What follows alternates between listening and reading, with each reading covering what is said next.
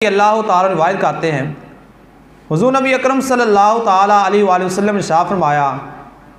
میری اور مجھ سے پہلے انبیاء کی مثال یوں ہے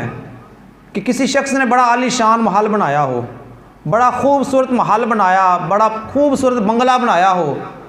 اور اس کا حسن بھی بڑا ہو، جمال بھی بڑا ہو، اس کے اندر وقار بھی بڑا ہو، روب بھی بڑا ہو، دبدبا بھی بڑا ہو، اور لوگ اس کو دیکھنے کے لیے دور دراز سے آئیں اور اس کے ارد گرد چکر لگاتے ہیں اور اس کو دیکھتے ہیں کہ یہ، اور ساتھ ہی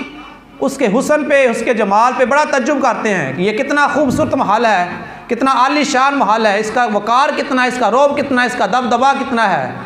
اور بنانے والے نے بھی کیا کمال کر دیا، اتنا عالی شان محل، اتنا خوبصورت محل، اتنا پیارا محل، اتنا حسین محل، اتنا جمیل محل، اس سے پہلے ایسا محل ہی نہ دیکھا ہو۔ مایا لوگ اس کو دیکھتے دیکھتے ایک کونے پہ آ کے رک جائیں، اس کونے پہ ایک اینٹ کی جگہ خالی ہو، اور ساتھ یہ بھی کہہ دیں کہ کاش یہاں ایک اینٹ اور بھی لگی ہوتی تو اس محل کے حسن اور جمال میں مزید اضافہ ہو جاتا۔ مایا لوگ اس کو دیکھ رہے ہیں، ارد گرد اس کے گھوم رہے ہیں، اس کے حسن و جمال کے چرچے کر رہے ہیں، اور لوگوں کو بتا رہے ہیں اور تعجب کر رہے ہیں، اتنا حسین جمیل محل ہے، لیکن ایک کونے پہ آ کے رک جاتے ہیں، وہاں ایک اینٹ نہیں ہے، ایک اینٹ کی خالی جگہ ہے، اور ساتھ کہتے ہیں کہ اگر ایک اینٹ یہاں بھی لگ جاتی تو یہ محل کتنا خوبصورت ہو جاتا اور محل بھی مکمل ہو جاتا۔ تو آقا علیہ الصلوۃ والسلام نے فرمایا اس قصر نبوت، وہ جو نبوت کا محل ہے، فرمایا وہ خالی جگہ جو پڑی ہوئی ہے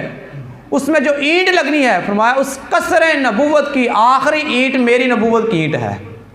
میری نبوت کی اینٹ اس کے اندر مکمل،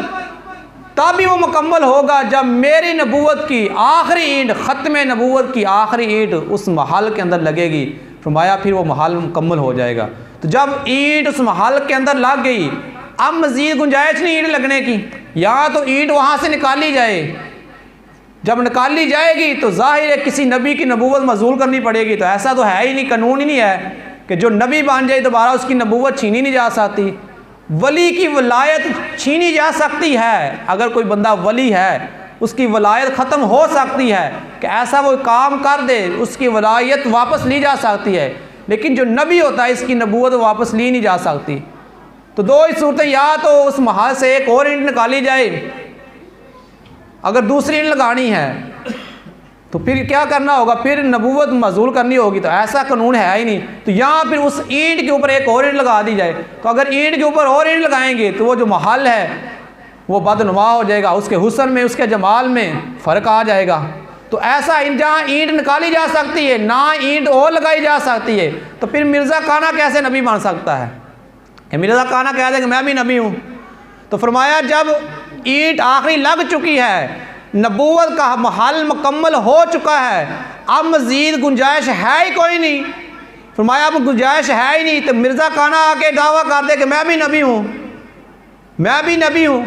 تو جب گنجائش نہیں ہے نبوت کی اور کسی صورت میں بھی، اور یہ لوگوں کو بڑا ورگلاتے ہیں، کبھی تو یہ کہتے ہیں کہ میں نبی، یہ نبی امتی تھا، کسی کو کہتے ہیں یہ نبی ذلی ہے، یہ نبوت کی قسمیں ہیں، کسی کو کہتے ہیں یہ نبی مروزی تھا، کسی کو کہتے ہیں یہ محدث تھا، کسی کو کہتے ہیں یہ مجدد تھا، یعنی صورتیں بیان کرتے، کسی صورت کوئی بھی نبی نہیں آ سکتا۔ جب آقا علیہ السلام فرما گئے